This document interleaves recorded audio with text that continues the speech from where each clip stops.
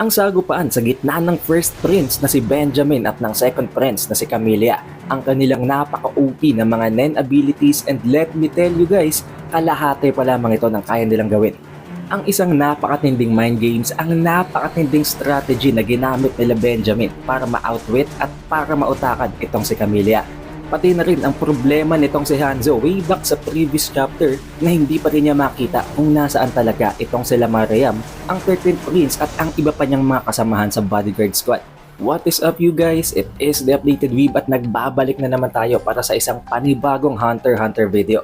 And for those na hindi pa nakafollow sa ating official Facebook page, sa mga hindi pa aware, nahak ang ating channel. Kaya naman for the past week, ay nawalan tayo ng bagong uploads. Pero huwag kayong mag-alala guys dahil ngayong nagbabalik na tayo, patuloy na naman ang ating bagong Hunter x Hunter chapter reviews. Kaya naman mag-iwan ka ng like, mag-subscribe at i-ring mo na din ang bell button. Pero huwag na nating patagalin pa. Let's go! Ang chapter na ito ay pinamagatang Inheritance at dito ay makita na nga natin ang pagpapatuloy ng komprontasyon nitong si Prince Camilla kay Muse. Si Muse ay ang ipinadala na bodyguard nitong si Benjamin para sa residence nila Camilla. At dito nga nakita natin na pinuntahan siya nitong si Camilla at inoferan siya na bumaliktad siya kay Benjamin at pagtulungan nilang patayin ang pinakaunang prinsipe. Pero alam naman natin na napaka-loyal ng mga bodyguards ni Benjamin. Kaya naman dito ay sinabi niya na inaaresto niya si Camilla sa pagpaplanong i-assassinate at patayin si Prince Benjamin. Dahil unang-una sa lahat nagawa nga niyang makapag-spy at ma-record ang pinag-uusapan nila ni Queen Duazul. Pinagbantaan din dito ni Muse itong si Prince Camilla na huwag na daw siyang lumapit pa dahil sa susunod na hakbang niya, ipuputok niya ang baril at papatayin niya itong si Camilla. Pero walang takot na ipinagpatuloy nitong si Camilla ang paglapit papunta kay Muse. Binabantaan pa niya si Muse na bakit hindi daw niya subukan, bakit hindi niya barilin itong si Camilla. Nang dahil dito, medyo kinabahan itong si Muse habang sinasabi at pinapakiusapan ang prinsipe na huwag na siyang lumapit dahil mapipilitan talaga siyang patayin nito. Pero iniisip din talaga nitong si Muse sa kanyang loob-loob na ito ay magandang pagkakataon. Walang kahit na anong defense itong si Camilla. Pero pumasok din sa isip niya na paano kung ang ability nitong si Camilla ay isang counteractive na para bang isang ability na magkakaroon lamang ng isang countering effect kapag naunang umatake ang isang kalaban. Dito din ay na-confirm talaga nitong si Muse na marunong gumamit ng Nen itong si Camilla dahil napansin niya at talagang nakita niya na walang kahit na anong aura na ine-emit o walang kahit na anong aura na lumalabas sa katawan ni Camilla na nangangahulugan na gumagamit siya ng state ng Zetsu. Kaya naman nakatago talaga ang aura niya, completely naka-shut off ang lahat ng kanyang abilities. Kasama na doon ang kanyang Guardian Spirit Beast o ang tinatawag nga nating mga Nen Beast. Pero at this point, kahit pa mataas ang risk na isang counteractive Nen user itong si Camilla, wala nang choice itong si Muse. Papalapit na ng papalapit sa kanya ang second prince kaya kailangan niya nang gumawa ng move. Dito ay nakapag-desisyon siya na babarilin niya na si Camilla. Dahil regardless of whatever happens naman, it is a win-win situation para sa side ni Benjamin. Kung mapatay niya si Camilla, maganda. Kung hindi niya tumapatay at ma-figure out niya naman kung ano ang Nen ability ni Camilla, maganda rin yun. Kaya ipinutok niya na ang baril dito kay Camilla. And successfully, tumama ang mga bullets. Tumama ang mga bala sa noo at sa dibdib nitong si Camilla. Tinamaan siya ng 3 putok. Pero dito ay nagulat ang kanyang mga kasamahan, ang kanyang mga bodyguards dahil narinig nga nila ang gunshots. Hindi naman sila makapag-responde dahil hindi nila mapasok ang room o ang separate na chamber na kung saan ay ipinalagay nga niya itong si Muse. Ito namang si Muse, matapos niyang makitang kumalat ng dugo at ang bangkay nitong si Camilla, nakampante siya. Naisip niya na successfully, ganun pala niya kadaling mapapatay itong si Camilla. Pero naisip din niya dito na hindi niya pwedeng pabayaan lamang na ganito na lang at hindi siya pwedeng magpabaya, hindi siya pwedeng maging kampante. Kaya bago ang lahat, sinunod muna niya ang ibinigay sa kanyang conditions, ang ibinigay sa kanyang final mission. Habang hinahawakan ang leeg ng bangkay nitong si Camilla. Kung ano man ang mission na yon, malalaman natin yon bago matapos ang chapter na to. Pero dito ay nagulat na lamang si Muse nang may maramdaman siyang ominous na aura. At dito na nga nagmanifest ang isang higante, isang monstrous na purple cat na hindi inaasahan nitong si Muse. Nang dahil dito hindi siya prepared at hindi niya alam kung ano ang gagawin. Dinakot si Muse ng higanteng pusa na ito na hindi naman nakapalag at unti-unting pinipiga gamit ang kanyang mga palad. Hindi naman makagawa ng kahit na anong paraan itong si Muse habang unti-unting dinudurog at ine-extract ng pusang ito ang kanyang life energy, ang kanyang life force. Matapos ng pagkamatay nitong si Muse ay para bang tumaba ang pusang ito at unti-unting nagkaroon ng something sa kanyang buntot. Sa buntot na yon ay may pumatak na para bang isang syrup, isang para bang likido na ipinainom ng pusang ito sa bangkay nitong si Camilla na dahilan kung bakit nagbalik ito sa buhay. Dito din ay na-introduce na kung anong pangalan ng hayop na ito. Hindi pa ito ang Nen Beast nitong si Prince Camilla. Ito ay ang kanyang sariling Nen ability, ang pusa na tinatawag niyang The Cat Who Lived a Million Times. Sa pamamagitan ng counteractive Nen Beast na ito ay nakakagawa siya ng isang abilidad na kung saan ay maa-activate matapos ang kanyang pagkamatay, isang post-mortem Nen ability. Sa pamamagitan nun, ang kung sino mang pumatay kay Prince Camilla ay magagamit as a sacrifice para i-revive siyang muli. Meaning, isang napakadayang abilidad na nangangahulugan na invincible itong si Camilla. Walang makakapatay sa kanya dahil kung sino man yun, mamamatay lang din yun at mare-revive lang itong si Camilla. Ito din ang dahilan kung bakit napakakampante ni Camilla at iniisip niya na hindi niya na kailangan ng isang sacred beast, ng isang Nen Beast na nanggaling sa pot ritual. Dito din ay nasabi nitong si Camilla na na-pull off niya ang ganitong klase ng napaka-OP na ability sa pamamagitan ng pag-utilize ng post-mortem Nen, na nagpapakita lamang na sa pamamagitan nga ng post-mortem Nen, hindi siya mamamatay, hindi siya magagawang patayin ng kahit na sino at kung sino man ang magtangkang patayin siya, ang taong yun pa ang mamamatay in exchange. Dahil dito nawala na din ang pusa na kanyang ability at nasabi dito na mag-a-appear lamang ang The Cat Who Lived a Million Times once na may pumatay na naman kay Camilla. Hindi naman nagtagal ay nasira na ng mga bodyguards nitong si Camilla ang chamber, ang pinto ng chamber na kung saan ay naroroon silang dalawa ni Muse. Dito din ay nagtataka ang mga bodyguards kung bakit may kumalat na daw na dugo sa floor nila. Nasinagot naman itong si Camilla na nagtangka daw tumakas itong si Muse habang binabaril siya, na dahilan kung bakit nasugatan siya nito at completely hindi niya na napigilan ang escape na ginawa ni Muse. Dahil of course, hindi pwedeng i-reveal nitong si Camilla kung ano ang kanyang Nen ability. Dahil kapag nalaman nyo ng kahit na sino, gagawan no ng paraan para counterin ang kanyang ability. Hindi siya papatayin but instead, i-a-apprehend siya para hindi siya makagawa ng kahit na anong move. Dito din ay sinabi ni Camilla na sunugin at i-incinerate daw ang lahat ng mga gamit ni Muse. Habang sinasabi na hahabulin niya si Muse papunta sa base o sa headquarters ng residence nila Benjamin. Pinigilan siya ng kanyang mga bodyguards pero hindi siya pumayag. Sinabi niya sa mga bodyguards niya na manahimik silang lahat. Dahil kung ayaw daw nilang hayaan itong si Camilla, susugod daw ba ang mga bodyguards na ito para sa kanya. Pero unang-una sa lahat, binantaan niya ito na kung gagawin nila ang pag-defy sa pinakaunang prinsipe na si Benjamin, ay kinakalaban nila ang buong Royal Army na nangangahulugan na paparusahan hindi lamang sila kung hindi maging ang kanilang mga pamilya na hindi man lamang kasama sa ginaganap na expedition. Nang dahil sa hindi nga kayang pigilan ng mga bodyguards itong si Prince Camilla, nagkonsulta na sila kay Queen Duazul habang sinasabi na hahayaan na lamang daw ba nila na umalis at sumugod itong si Prince Camilla kila Benjamin. Subalit ang naging sagot ni Duazul ay hayaan na lamang daw nila itong si Camilla sa kung ano man ang gusto niyang gawin, na nagpapakita lamang dito na unang-una sa lahat, alam niya kung anong abilidad ni Camilla. Alam niya kung gaano ito ka-invincible kaya ayaw niya itong pigilan, at pangalawa, kahit na gustuhin nilang pigilan si Camilla, walang kahit na sinong makakapagpabago sa isip niya. Kaya maging ang kanyang nanay na si Duazul ay hindi na siya kinokontra. At dito nga ay nagpatuloy ng lumabas itong si Camilla sa residence nila habang patuloy ang pagpunta sa residence nila Benjamin. Pero dito nga ay dahil sa matapos at katatapos lang ng ginagawang lesson ni Kurapika sa pagtuturo ng Nen sa iba pang mga bodyguards, nakasalubong niya ang dalawang pauwing bodyguards na itong sila Furikov. Dito ay binantaan ni Furikov at ng bodyguard na ito na huwag daw kumilos itong si Camilla dahil unang-una sa lahat bawal ang ginagawa niya, wala siyang permission. At pangalawa, ang dahilan kung bakit tinutukan na siya agad ng baril ng mga bodyguards na ito ay dahil sa may hawak din na baril itong si Camilla. Aantayin pa ba nila na unahan silang putukan nito? Pero dito ay sinabihan at binantaan agad ni Benjamin si Furikov na huwag daw niyang babarilin si Camilla. Hayaan daw niya itong dumaan. Hayaan niya itong pumunta sa kung saan ito gusto na papunta nga sa residence nila Benjamin. Ininsist naman ni Furikov na may hawak na baril si Camilla. Bakit naman nahayaan na lamang nila itong sumugod? Bakit hahayaan na lamang nilang gawin ni Camilla ang gusto niyang gawin?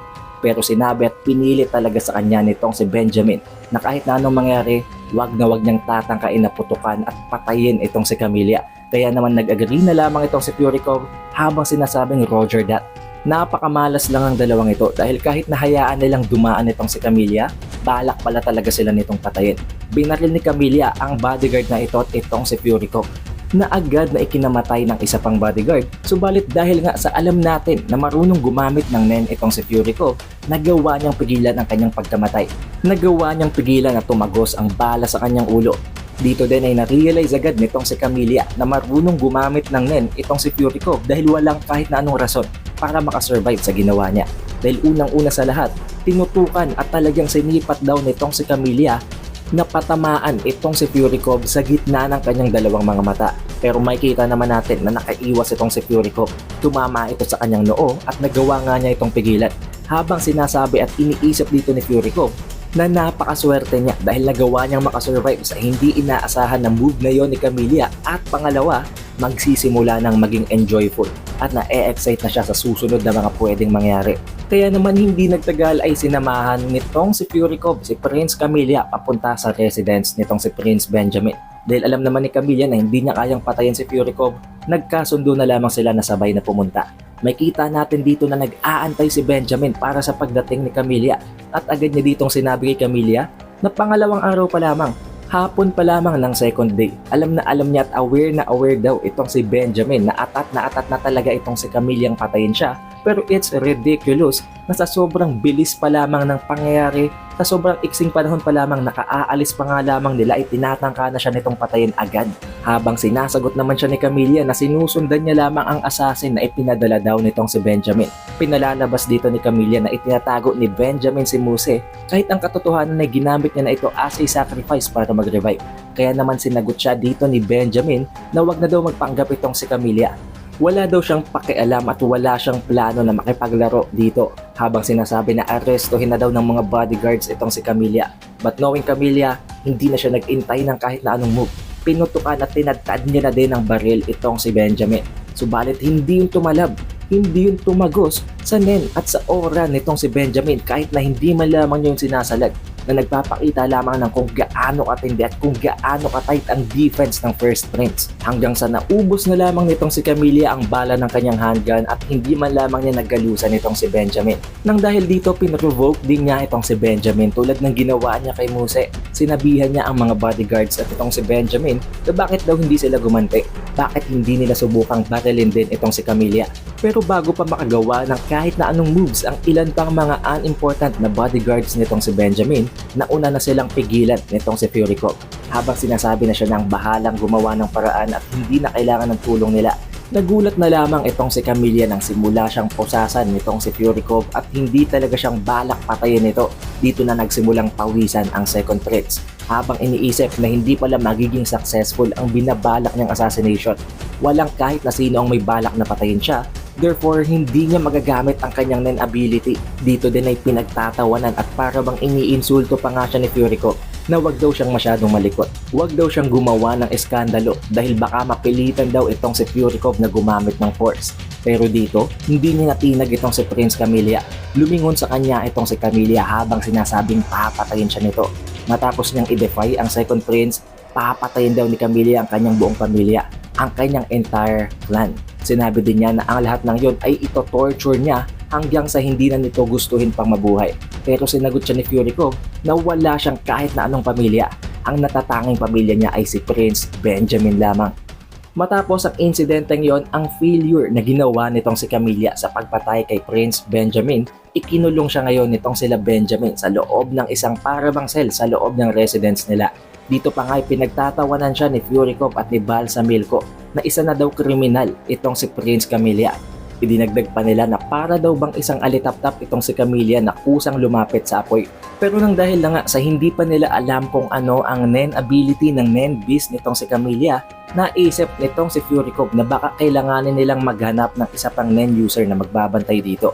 Pero dahil na nga sa fully occupied na ang lahat ng mga personal bodyguards nitong si Benjamin, kakailanganin nilang humanap ng isa sa mga bodyguards na dapat umalis sa binabantayan nilang prinsipe para mag-focus na lamang sa pagbantay muna dito kay Camilla. Or pwede din naman daw na ang 14th Prince na si Wobble ay ipagkatiwala na lamang muna nila kay Bobby Maina at ito nang si Fury Cop ang magbabantay kay Camilla. Pero sinabi sa kanya nitong si Balsamilco na hindi na yung kailangan dahil nakumpleto naman daw ni Muse ang kanyang misyon. At dito'y may makita tayo na para bang isang nen na ibon na nag-appear sa tabi nitong si Camilla. At ito na ang explanation na binabanggit ko sa inyo kanina. Sa pamamagitan ng ability ni Muse na ang Secret Window ay nakakapag-create siya ng tatlong mga nen birds na nagagamit niya para mag-espiya. At ang owl na ito na ginamit niya para iwanan dito kay Camilla na ma-activate lamang given the condition na mahahawakan niya ang target ay nagbibigay ng abilidad sa user nito na telepathically mapagmatyagan ang lahat ng kilos, lahat ng ginagawa at lahat ng binabanggit ng target nito. Pero paano yung mangyayari? Di ba patay na si Muse? Ang abilidad na yon ay naitransfer na ngayon dito kay Prince Benjamin. Habang nag-workout at nagtitrain itong si Benjamin ay iniisip niya itong si Muse at si Vincent na parehong patay na at sinasabi na they will live through him, na para bang mabubuhay ang dalawang yon sa loob nitong si Benjamin habang tinitingnan ng kanyang palad na may nag-appear na para bang mga stars na may apoy. Sinabi nitong si Benjamin na siya na ang magkikerry ng will ng kanyang mga namatay na mga kasamahan at sa pamamagitan ng pagro-rule niya ng Kakin Empire ay i-unify niya ang buong mundo. So honestly, hindi naman talaga actually evil ang purpose at ang gustong gawin nitong si Benjamin. Maaring masama at hindi lang tama ang process and method na gusto niyang gawin, pero kahit papano may point ang kanyang purpose. At dito na nga na-explain kung ano ang Nen ability nitong si Benjamin. Sa pamamagitan ng Nen ability niya na tinatawag na those who inherit the stars, ay nagagawa niyang makuha at ma-inherit ang mga Nen abilities ng mga namatay niyang mga kasamahan, given the condition na ang mga taong yon ay nagbigay ng permission sa kanya. At pangalawa, kailangan ang individual na yon na mai-inheritan niya ng ability ay nag-graduate sa Royal Kakin Troop Army at sa loob ng personal bodyguard squad nitong si Prince Benjamin. Meaning, napaka-OP ng ability na ito. Para kang si Kurapika na walang kahit na anong magiging side effect dahil napakarami ng pwede mong makuhang Nen ability kung sakaling mamatay sila. Pero knowing Benjamin, hindi siya ganun kasakin. Hindi niya ginustong mamatay si Vincent at si Muse. It's just that namatay silang dalawa, kaya naman kailangan ng gamitin ni Benjamin ang mga abilities na na-inherit niya dito. But as for the Nen Beast, para sa Sacred Beast na nakuha ni Benjamin mula sa ginawa nilang Earn Ritual, hindi pa rin dito alam kung anong abilidad nito. It is still unknown. And knowing his nature, napakalakas sigurado ng magiging Nen ability ng Sacred Beast na to. At ganun din naman para kay Camilla. Kahit na alam natin na napaka-OP na ng ability niya, pero kapag nalaman mo ay napakadali din namang pigilan, hindi pa rin naman nare-reveal ni Camilla kung ano talagang ability ng kanyang Nen Beast aside sa kanyang natural na talent na ang kanyang Nen ability. But switching of scenes, makakarating naman tayo ngayon sa POV nitong si Hanzo. Nang dahil nga sa nakita niya na walang kahit na sinong tao sa loob ng residence ni Prince Marayam kung hindi ang kanyang Nen Beast na para bang nagtatapang pa nga at ayaw siyang papasukin, tinangka na lamang niyang pumasok sa loob ng residence naman ng yumaong prinsipe na itong si 12th Prince na itong si Momose. Subalit hindi siya pinayagan ng Royal Army. Sinabi nila na walang kahit na sinong pwedeng pumasok sa loob ng room na yon kahit na ang hari mismo. Meaning, napakahigpit talaga nun at wala siyang magagawa. Nang dahil dito, wala nang ibang natitirang choice pa itong si Hanzo kung hindi ang pumunta sa pinakamababang prinsipe na itong si Prince Wabo, na kung saan ay naroroon naman si Kurapika.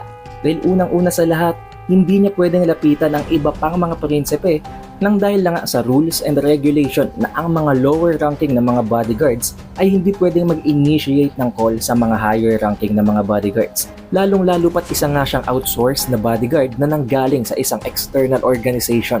Nang dahil dito, ang natatanging choice lamang talaga niya ay ang puntahan ang pinakamababang ranking na itong si Prince Wabo. Dito'y nakausap niya itong si Kurapika at in-explain niya ang sitwasyon. Idinagdag din dito ni Hanzo na dahil nga sa nakikita naman daw niya ang Nen Beast ni Prince Marayam, surely ligtas si Marayam at hindi pa siya patay. But of course, that is only wishful thinking, not until makonfirm at makita niya talagang ligtas ang prinsipe. Idinagdag din niya na hindi daw gumagana ang telepono sa residence nila Prince Marayam at hindi din niya alam kung anong dahilan. Maaring sira daw talaga ang linya ng telepono o kaya naman ay pwedeng dulot din yun ng isang Nen ability. Pero unang-una sa lahat, kung may sira ang telepono, of course, dapat pumunta na doon ang Kakin Royal Army para ayusin ang teleponong yun. And not only that, dahil nga wala kay Hanzo ngayon ang kanyang ID, hindi siya makakapag-create ng kahit na anong interaction sa iba pang mga prinsipe, sa iba pang mga bodyguards. Dahil ang ID niya ay nasa kanyang katawan, nasa kanyang original na physical na katawan na hindi niya pa alam kung nasaan ngayon. Kaya naman dito ay isinuggest ni Kurapika na pwede nilang lapitan ang mga bodyguards ni Prince Hulkenberg dahil maganda na nga at meron na silang alliance. Pero nabanggit niya na kinabukasan pa yon. Kaya naman naisip nitong si Hanzo na napakatagal nun. Hindi siya pwedeng mag-intay ng ganun katagal. Pero at this point, biglang may tumawag kila Kurapika. Yun ay walang iba kung hindi ang captain ng bodyguard squad ng 13th Prince na si Mariam. Nang dahil dito, naisip nitong si Hanzo na may tao na yata sa loob ng residence. Nagmadaling tumakbo itong si Hanzo pabalik sa kanilang residence para tingnan kung nandun na nga ang kanyang mga kasamahan. Pero dito'y gulat na gulat at litong-lito pa rin si Hanzo dahil walang kahit na sinong nasa loob ng residence nila. But on the other side, makita naman natin na nandun talaga itong sila Mariam at tumatawag pa nga ang kanilang captain na itong si Vergey kila Kurapika para pag-usapan daw ang isang importanteng topic. Upon this confusion, hindi pa natin alam kung anong nangyayari, kung bakit walang makita si Hanzo at kung bakit nandoon naman pala talaga itong sila Mariam. Anong nangyayari? May separate dimensions ba? Pero kailangan na nating antayin ang susunod na video, ang susunod na chapter para malaman kung ano talaga ang nagte-take place sa residence nila Hanzo. And konting spoiler guys, dito na magsisimulang gamitin ng mga prinsipe ang kanilang mga Nen ability, ang kanilang mga Nen beast, at dito na din magtatangkang i-assassinate sila ng kanilang mga spies.